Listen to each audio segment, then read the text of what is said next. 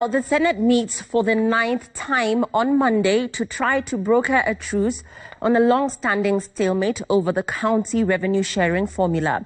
Speaker Ken Lusaka gazetted the Monday special sitting, and intense lobbying is on, with two opposing factions sticking to their hardline positions. Another adjournment is looming, with bloated egos, political intrigues, arm twisting by state machinery, and talk of the dangling of millions of shillings to tilt the voting scales. Francisca Shuri tells us more. Senators reconvene on Monday for a record 9th time to seek a settlement on the county revenue sharing standoff.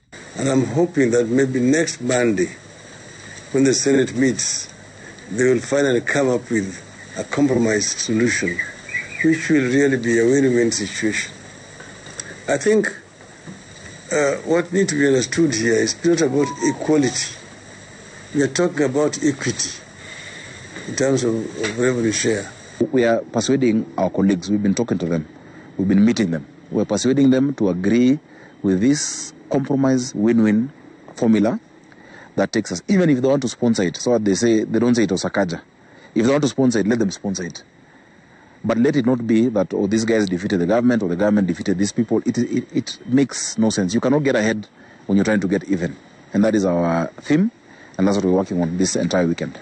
The team led by Sakaja pushed for an amendment to the Finance Committee report with a 25-20 vote and nearly upstaged the pro-government side by shooting down a series of other amendments, only for House Speaker Ken Lusaka to abruptly end the sitting, citing curfew regulations. I have ordered that we reconvene on Thursday to look at the two amendments and to make a voting on the main.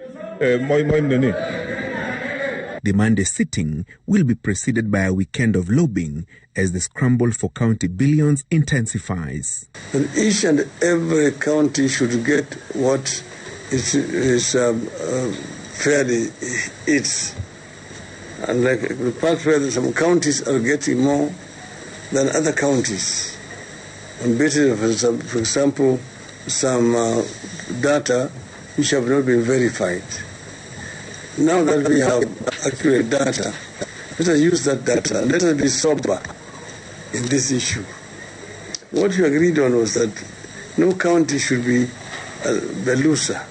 Whether Team Kenya wins or loses, whether the team government wins or loses, this matter must come to a close on Monday. And I want to ask my colleagues, kindly let us not support any further adjournment on this matter.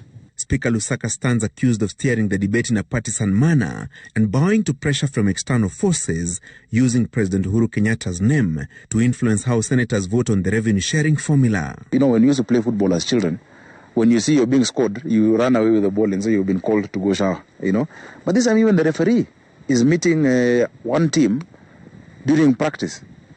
We should meet at the pitch. So we've asked the Speaker, please, you must be a neutral arbiter in this matter.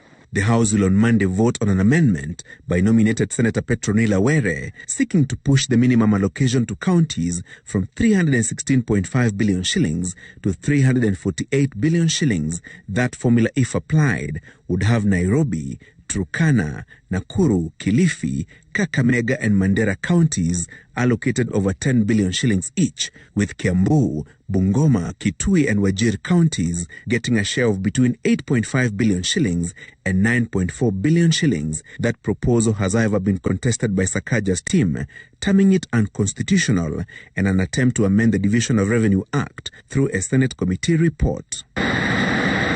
The Finance Committee report was this week amended on the floor of the House after a majority of senators endorsed Meru Senator Mithika Linturi's amendments that sets 270 billion shillings as the baseline for county revenue sharing using the second-generation formula, while 46.5 billion shillings would be shared using the third-generation formula should the report pass without further amendments. Kiambu, Nandi, Nakuru, Uasin Gishu and Nairobi counties would be the top gainers if Linturi's proposal was applied, while Mandera, Kwale, Wajir, Marsabit, Kilifi, Mombasa, Narok and Makueni counties would have their share of the county pie slashed by between 107 million shillings and 245 million shillings. Francis Gashuri's Citizen TV.